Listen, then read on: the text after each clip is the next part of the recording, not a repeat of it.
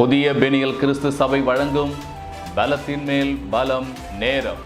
தேவ செய்தி பேராயர் யோபு அவர்கள். கர்த்தருடைய வார்த்தையை கேட்டு ஆசீர்வாதங்களை பெற்றுக்கொள்ளுங்கள். ஆண்டவரும் உலக இரட்சகருமாகிய இயேசு கிறிஸ்துவின் இனிய நாமத்தில் இந்த வேளையில உங்களுக்கு வாழ்த்துக்களை தெரிவித்துக் கொள்கிறேன். இந்த பலத்தின் மேல் பலம் என்கிற நிகழ்ச்சி மூலியமாய் உங்களை சந்திப்பதில் மகிழ்ச்சி அடைகிறேன். என் அன்பு தேவ பிள்ளைகளே, நாம் இந்த புதிய மாதத்திற்குள்ளாக பிரவேசிக்க தேவன் உதவி செய்திருக்கிறார். கடந்த மாதம் முழுவதும் தேவன் உங்களை பாதுகாத்து நடத்தினார். இந்த மாதத்துக்குள் பிரவேசிக்க அவர் கிருபை தந்திருக்கிறார். தேவ சமூகத்தில் நாங்கள் ஜெபித்த போது ஆண்டவர் இந்த ஆண்டு அற்புதத்தின் ஆண்டு என்று சொல்லி அவர் வாக்கு பண்ணியிருக்கிறார். இந்த ஆண்டில் யாரெல்லாம் ஜெபிக்கிறாங்களோ அவங்க கேட்கிற வாஞ்சிக்கிற காரியத்தில் நான் அற்புதம் செய்வேன் என்று சொல்லி தேவன் வாக்கு பண்ணியிருக்கிறார். அது மாத்திரமல்ல, இந்த வருஷம் முடிவுக்குள்ள எல்லாருக்கும் அற்புதம் செய்வேன் என்று சொல்லியிருக்கிறார். அது மாத்திரமல்ல அருமையான தேவ பிள்ளைகளே, என்னோட மூத்த ஊழியர்களும் கூட அவங்களுக்கு வெளிப்படுத்தின காரியத்தை அவங்க சொல்லியிருக்கிறாங்க. இந்த ஆண்டு கர்த்தருடைய பிள்ளைகளுக்கு மேன்மையாக இருக்கும், இந்த ஆண்டு கர்த்தருடைய பிள்ளைகளுக்கு ஆசீர்வாதமாக இருக்கும், இந்த ஆண்டு கர்த்தருடைய பிள்ளைகளுக்கு துளிர்விட ஆண்டாக இருக்கும், அப்படியெல்லாம் சொல்லியிருக்கிறாங்க. கர்த்தர் நாம ஸ்தோத்திரம். எப்படி பார்த்தாலும் கர்த்தருடைய பிள்ளைகளுக்கு இந்த ஆண்டு அற்புதத்தின் ஆண்டு. ஆனால்தான் நாம் தேவ சமூகத்தில் அதிக மணி நேரம் காத்திருக்க வேண்டும். அப்போ தேவன் இந்த நாளில் உங்களுக்கு அற்புதம் செய்கிற ஒரு ஆண்டு தான் இந்த 2024 ஆண்டு. இந்த அற்புதம் செய்கிற இந்த ஆண்டில் நாம் கர்த்தரை எப்படி நாட வேண்டும், எப்படி தேட வேண்டும் என்று சொல்லி நாம் பார்க்க போகிறோம். இப்போ நமக்கு ஒரு அற்புதம் நடக்கணும்னா நாம் இயேசுவை அழைக்கணும். இப்போ நம்ம குடும்பத்தில் ஒரு நல்ல ஒரு விசேஷங்கள் நடக்கிறது. அந்த விசேஷத்துக்கு நல்ல ஒரு சமையல் செய்யணும். சமையல் செய்வதற்கான பொருட்கள் எல்லாம் வாங்கி விடுவோம். ஆனால் அந்த சமையல் செய்வதற்கு சமையல்காரரை நாம் அழைக்க வேண்டும். நாம் சமையலுக்கான பொருளாக வாங்கி வச்சுட்டு சமையல்காரை அழைக்கவில்லை என்று சொன்னால் எப்படி சமையல் ஆகும் இல்லைங்களா? அப்போது ஒரு உலகத்தில் நடக்கிற ஒரு சின்ன காரியத்தை ஒரு நம்ம அழைக்க வேண்டியதாக இருக்கிறது. அழைத்தால் தான் வருவார்கள். அதே போல் நம்முடைய வாழ்க்கையில், நம்முடைய குடும்பத்தில் நாம் கேட்கிற காரியத்தில், வாஞ்சிக்கிற காரியத்தில் நமக்கு அற்புதம் நடக்கணும்னு சொன்னால் நாம் இயேசுவை அழைப்பிக்க வேண்டும். இன்றைக்கு இந்த செய்தியோட தலைப்பு என்ன தெரியுங்களா? இயேசுவை அழைப்பித்தால் அற்புதம். அருமையான தேவ பிள்ளைகளே, உங்கள் வாழ்க்கையில், உங்களுடைய வீட்டில் என்ன விசேஷமான காரியமாக இருந்தாலும் சரி, நீங்கள் வாங்குகிற காரியமாக இருந்தாலும் சரி, அல்லது நீங்கள் செய்யக்கூடிய காரியமானாலும் சரி, எந்த ஒரு காரியமானாலும் அதற்கு நீங்கள் இயேசுவை அழைக்க வேண்டும்.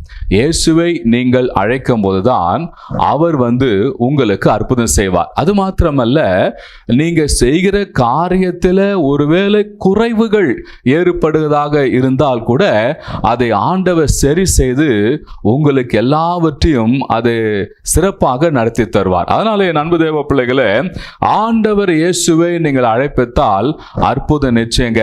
பாருங்க, யோவான் என்ன சுவிசேஷம் அல்ல 2ஆம் அதிகாரம் 1ஆம் வசனம் 2ஆம் வசனத்தை அல்ல வாசிக்கிற பாருங்க. 3ஆம் நாளிலே கலிலேயாவில் உள்ள கானா ஊரிலே ஒரு கல்யாணம் நடந்தது. இயேசுவின் தாயும் அங்கே இருந்தார். இயேசுவும் அவருடைய சீஷரும் அந்த கல்யாணத்துக்கு அழைக்கப்பட்டிருந்தார்கள். என் அன்பு தேவ பிள்ளைகளே, இங்க ஒரு கல்யாணம் ஒன்று நடக்குது. இந்த கல்யாணத்துக்கு இயேசுவை அழைக்கிறாங்க. இயேசு அவர் சீஷர் அழைத்த போது அவங்க அந்த கல்யாணத்துக்கு வந்தாங்க. அந்த கல்யாணத்தில் பார்த்தீங்கன்னா திடீரென்று திராட்சை ரசம் குறைவு ஏற்பட்டு விட்டது. இப்பொழுது இதை இயேசுவின் தாயிடம் சொல்லும் போது, இயேசுவின் தாயும் இயேசுவிடத்தில் சொல்லும் போது, இப்போது இயேசு சொன்னார், இன்னும் என் வேலை வரவில்லை என்று சொல்லிவிட்டு பின்பு அவர் அங்க இருக்கிற ஆட்கள் அழைத்து அங்க இருக்கிற அந்த ஜாடிகளிலே தண்ணீரை நிரப்ப சொன்னார். தண்ணீரை நிரப்பி பின்பு அதை எடுத்து பந்தி விசாரிக்கிற இடத்துல கொடுங்க என்று சொன்னார். அவங்க பந்தி விசாரிக்கிறது கொடுத்த போது அவங்க அதை எடுத்து கல்யாணத்துக்கு வந்தவங்களுக்கு பரிமாறின போது அந்த தண்ணீர் திராட்சரசமாய் மாறினது. தண்ணீர் திராட்சரசம் மாறின விஷயம் பந்தி விசாரிப்புக்காரனுக்கு தெரியாது. கர்த்தர் ஸ்தோத்திரம். இப்பொழுதோ மாப்பிள்ளை வீட்டை கூப்பிட்டு கேட்குறாங்க, திராட்சரசம் இவ்வளோ நல்லா இருக்குதே, இதுக்கு முன்னாடி இந்த திராட்சரசம் இப்படி இல்லையே. எந்த ஒரு கல்யாணத்திலையும் பார்த்தீங்கன்னா நல்ல திராட்சரசம் முதல்ல கொடுப்பாங்க, குறைந்தோன்னா அதுக்கப்புறம் ருசி குறைந்ததை கொடுப்பாங்க. நீரோ இப்போது நல்ல திராட்சை ரசத்தை எங்கே வைத்திருந்தீர், இவ்வளோ மணி நேரம் எங்கே வைத்திருந்தீர், இப்போ கொடுக்குறியே அப்படி என்று சொன்னாங்க. கானாவூர் கல்யாணத்தை குறித்து ஒரு சில காரியங்களை நான் உங்களுக்கு சொல்ல வேண்டும். யூதர்களுடைய கல்யாணம் 7 நாள் நடக்குமா. இந்த 3ஆம் நாள் என்பது மாப்பிள்ளை வீட்டு விருந்து, அது மாப்பிள்ளை வீட்டோட ஃபங்க்ஷனுங்க. அதில் எந்த ஒரு குறை இல்லாமல் அந்த மாப்பிள்ளை வீட்டார் அதை சிறப்பாக செய்து முடிக்கணும். இப்போ என்றைக்குமே ஒரு கல்யாணத்தை நடத்துகிறவங்க ஏதாவது குறை வந்துவிடக்கூடாது என்ற எண்ணத்தில் தான் நல்ல தடல் புடலாக கல்யாணத்தெலாம் செய்வாங்க, எல்லா காதும் சிறப்பாக செய்வாங்க. ஒரு கல்யாணத்தில் ஏதாவது அசம்பாவிதங்கள் நடந்து விடுமா என்று கூட அவங்களுக்கு தெரியாது. அவங்க நோக்கமெல்லாம் நல்ல சிறப்பாக செய்யணும், நல்லா நடக்கணும்னு சொல்லி அப்படி தான் இந்த மாப்பிள்ளை வீட்டாரும் செய்தாங்க. ஆனால் திடீரென்று பார்த்தீங்கன்னா இங்கே திராட்சை ரசம் குறைவு ஏற்பட்டு விட்டது. மாப்பிள்ளை வீட்டில் திராட்சை ரசம் குறை ஏற்படக்கூடாது. அப்படி குறைவு ஏற்பட்டால் அது அவங்களுக்கு ஒரு அசிங்கம், அது அவங்களுக்கு ஒரு மிகவும் ஒரு அசிங்கமான ஒரு காரியம் போல அது இருக்கும். ஆனால் பாருங்க, இப்போ இது ஏற்பட்ட உடனே இது மரியாள் இடத்தில் சொன்ன உடனே, மரியாள் இயேசு இடத்தில் சொன்ன உடனே இயேசு உடனே மரியாளிட பேசிவிட்டு பின்பு அங்கே இருக்கிற வேலைக்கார அழைத்து அதை ஜாடியில் தண்ணீர் நிரப்ப சொன்ன உடனே பார்த்தீங்கன்னா அதை எடுத்து கொடுத்த போது அந்த வெறும் தண்ணீர் திராட்சை ரசமாய் மாறினது. என் அன்பு தேவ பிள்ளைகளை, இந்த அற்புதம் எப்படி நடந்ததுன்னு சொல்லி பார்த்தீங்கன்னா, இயேசுவும் அவருடைய சீஷரும் கல்யாணத்துக்கு அழைக்கப்பட்டிருந்தார்கள். அழைக்கப்பட்டதுனால தான் அந்த கல்யாணத்தில் குறைவு இருந்தும் அது குறைவாயிராதபடி ஆண்டவர் இயேசு கிறிஸ்து அது நிறைவாய் மாற்றிவிட்டார். என் அன்பு தேவ பிள்ளைகளே, பாருங்க இந்த வசனத்துல, அப்போ குறைவு ஏற்பட்டால் அதை சரி செய்கிறவர் நம்முடைய ஆண்டவர். என் அன்பு தேவ பிள்ளைகளே, நாம் செய்கிற ஒவ்வொரு நல்ல காரியத்துல என்ன குறைகள் என்ன குறைபாடுகள் ஏற்படும் சொல்லி நமக்கு தெரியாது. நம்ம நோக்கமெல்லாம் நல்லா அழகா செய்யணும், சிறப்பா செய்யணும், இதுதான் எண்ணிக்கொண்டிருப்போம். ஆனால் அதுல ஏதாவது குறைகள் ஏற்படுச்சு நமக்கு தெரியுமா என்ன? அதனால என் அன்பு தேவ பிள்ளைகளே, உங்க வீட்டுகளில் எந்த நல்ல காரியம் நடந்தாலும், நீங்க எந்த காரியம் செய்தாலும் அதற்கு இயேசு கூப்பிடுங்க, இயேசு அழைங்க. ஒருவேளை நீங்க படிக்கிற பிள்ளை, நீங்க எக்ஸாம் எழுதணுமா, அந்த எக்ஸாம் நல்லா தெளிவா உங்களுக்கு தெரியணுமா, அதில் நீங்க பாஸ் பண்ணணுமா, நீங்க படித்ததெல்லாம் உங்களுக்கு ஞாபகத்துக்கு வரணுமா, அதற்கு இயேசு அழைங்க. இயேசு உங்க கூட இருந்து உங்களுக்கு உதவிகளை செய்வார். அது மாத்திரமல்ல என் அன்பு தேவ பிள்ளைகளே, எந்த ஒரு நல்ல காரியமானாலும் சரி, ஒரு வேலை காரியமானாலும் சரி, ஒரு திருமண காரியமானாலும் சரி, உங்க வீட்டில் என்ன விசேஷ காரியங்கள் நடந்தாலும் சரி, அதற்கு இயேசுவை அழைங்க. இயேசு அழைக்கும் போது நீங்க செய்கிற அந்த காரியம், அந்த திருமணம், மற்ற எல்லா காரியமும் எந்த ஒரு குறை இல்லாம சிறப்பா நடக்குங்க. அதான் பாருங்க, இங்க மிகப்பெரிய ஒரு அற்புதம் நடந்ததுங்க. கர்த்தநாமத்துக்கு ஸ்தோத்திரம். மாப்பிள்ளை வீட்டார் அங்க அசிங்கப்படவில்லை, அவங்க எல்லாம் ஆனந்த சந்தோஷமா இருந்தாங்க. அவங்க செய்த திராட்சை ரசம் கூட ருசியா இல்லை, ஆனா ஆண்டவர் தண்ணீரை திராட்சை ரசம் மாற்றின திராட்சை ரசம் மிக ருசியா இருந்ததாம். அப்ப இயேசு வந்து விட்டால் அற்புதத்தின் மேல் அற்புதங்கள் அங்க நடக்கும். ஆண்டவராய் இயேசு கிறிஸ்து முதல் செய்த அற்புதம் என்று சொல்லி இந்த வேத புத்தகத்துல நாம் வாசிக்கிறோம். என் அன்பு தேவ பிள்ளைகளே, அப்ப இயேசுவை அழைத்தால் எல்லா அற்புதங்கள் நடக்கும். இரண்டாவது காரியம் பாருங்க, லூக்கா எழுதின சுவிசேஷம் 10ஆம் அதிகாரம் 38வது வசனத்திலிருந்து 42வது வசனம் வரைக்கும் நாம் அதில் வாசிப்போமானால், பெத்தனியா ஊருக்கு இயேசு வருகிறார். பெத்தனியா ஊருக்கு இயேசு வந்த உடனே அங்க மாத்தாள் என்று பேர் கொண்ட ஒருத்தி இயேசுவை ஏற்றுக்கொண்டு தன் வீட்டுக்கு அழைத்து சென்றாள். பாருங்க, அழைத்து சென்ற உடனே அங்க இயேசு வீட்டில் உட்கார்றாரு. அங்க மரியாள் இயேசுவின் பாதத்தில் உட்கார்றான். அங்க பாருங்க, மரியாள் அழைத்ததுனால தான் மாத்தாள் இயேசுவின் பாதத்தில் உட்கார முடிந்தது. கர்த்தநாம ஸ்தோத்திரம். மரியாள் நல்ல பங்கை தெரிந்து கொள்ள காரணம் யாரு தெரியுங்களா? மார்த்தாள் தான். கர்த்தநாம ஸ்தோத்திரம். மார்த்தாள் இயேசுவை வீட்டுக்கு அழைத்து சென்றார். என் அன்பு தேவ பிள்ளைகளே, நீங்க நம்முடைய ஆண்டவராய் இயேசு கிறிஸ்து ஜபத்தினால அழைங்க, கூப்பிடுங்க. ஏசப்பா எங்க வீட்டுக்கு வாங்க, இந்த ஆண்டு அற்புதத்தின் ஆண்டு ஆண்டவரே, எங்க வீட்டில் ஆண்டவர் உங்களுடைய நாமத்தினால அற்புதங்கள் நடக்கணும், அதிசயங்கள் நடக்கணும், எங்க வீட்டுக்கு வாங்க ஆண்டவரேன்னு சொல்லி கூப்பிடுங்க. அப்படி இயேசு உங்க வீட்டுக்கு வரும்போது உங்க வீட்டில் அத்தனை பேரும் நல்ல பங்கை அவர்கள் தெரிந்து கொள்வார்கள். கர்த்தர் நாமத்துக்கு மகிமை உண்டாவதாக. அது மாத்திரமல்லங்க, யோவான் 11ஆம் அதிகாரம் அதுல 1ஆம் வசனத்திலிருந்து 45வது வசனம் வரைக்கும் நீங்க வாசித்து பார்த்தீங்கன்னா, அதுல லாசரு மரித்து விடுகிறார். லாசரு மரித்த உடனே இயேசுக்கு தகவல் அனுப்புறாங்க. இயேசு வர தாமதமாகிறது. ஆனா பின்பு இயேசு வந்து விட்டார். வந்து இப்போது அந்த மரித்து போன லாசருவை உயிரோடு உயிரோடு எழுப்பினாருங்க. பாருங்க, இது இயேசு சுவாமி இந்த லாசருவை உயிரோடு எழுப்ப காரணம் மார்த்தாள் தான். மார்த்தாள் மாத்திரம் அன்றைக்கு இயேசு வீட்டுக்கு அழைக்கவில்லை என்று சொன்னால் இயேசுக்கு இவங்களுக்கு தொடர்பு ஏற்பட்டு இருக்குமா? கர்த்தநாமத்துக்கு ஸ்தோத்திரம். என் அன்பு தேவ பிள்ளைகளே, இப்போது இயேசுவோடு ஐக்கியமா இருந்ததுனாலே, இயேசு அழைத்ததுனாலே ஒரு ஐக்கியம் கிடைத்தது. இயேசு அழைத்ததுனாலே நல்ல பங்கை தெரிந்து கொண்டாங்க. இயேசு அழைத்ததுனாலே இப்ப இயேசுவுக்கு தகவல் அனுப்புறாங்க. இயேசு மீண்டும் வருகிறார். இயேசு வந்து அந்த பெத்தனியா கிராமத்து ஜனங்களுக்கும் இந்த மார்த்தாளுடைய வீட்டுக்கும் அற்புதத்தை தேவன் செய்தார். கர்த்தநாமத்துக்கு ஸ்தோத்திரம். என் அன்பு தேவ பிள்ளைகளே, நீங்களும் உங்க வீட்டுக்கு இயேசு அழைங்க, ஜபத்தினால கூப்பிடுங்க. ஏசப்பா எங்க வீட்டுக்கு வாங்க, இது அற்புதத்தின் ஆண்டு, நாங்க நல்ல பங்கை தெரிந்து கொள்ளணும். ஏசப்பா எங்க வீட்டுல உங்களுடைய உயிர்ப்பிக்கிற வல்லமை செயல்படணும் அப்படின்னு சொல்லி நீங்கள் கூப்பிடும் போது நிச்சயமா இயேசு வந்து உங்க வீட்டிலும் உங்க வீட்டை சுற்றிலும் நீங்க வசிக்கிற பகுதியிலும் உங்களுக்கு அற்புதங்களை அவர் செய்கிற தேவனாக இருக்கிறார். மறந்து விடாதீங்க, இந்த ஆண்டு அற்புதத்தின் ஆண்டு. இந்த ஆண்டுல இயேசு உனக்கு அற்புதம் செய்ய தயாராக இருக்கிறார். நீங்க அவரை அழைக்க வேண்டும். அது மாத்திரமல்ல, மூன்றாவது ஒரு காரியம் இங்க பாருங்க. ஜப ஆலய தலைவன் எவீர் என்கிற ஒரு மனுஷனை குறித்து பார்க்கிறோம். இந்த எவீர் என்கிற மனுஷன் வீட்டில இங்க ஒரு மிகப்பெரிய ஒரு மரண காரியம் நடந்து விடுகுதுங்க. பாருங்க, மார்க் சுவிசேஷம் 5ஆம் அதிகாரம் 22வது வசனத்திலிருந்து 32ஆம் வசனத்துக்கு வாசித்து பார்த்தீங்கன்னா, அங்கே எவீருடைய மகளுக்கு மிகவும் ஒரு மோசமான ஒரு மரணத்துக்கான சூழ்நிலை, வியாதிகள் வந்து விடுகிறது. இப்போது இவர் ஓடி வந்து இயேசு சொன்ன போது பாருங்க, கர்த்தநாம ஸ்தோத்திரம், இப்ப இயேசு சொல்றா நான் வருகிறேன் அப்படி என்று சொல்லுகிறார். இப்ப இயேசு போய் கொண்டிருக்கும் போது வழியில அங்க ஒரு ஊழிய காரியங்கள் நடக்கிறது.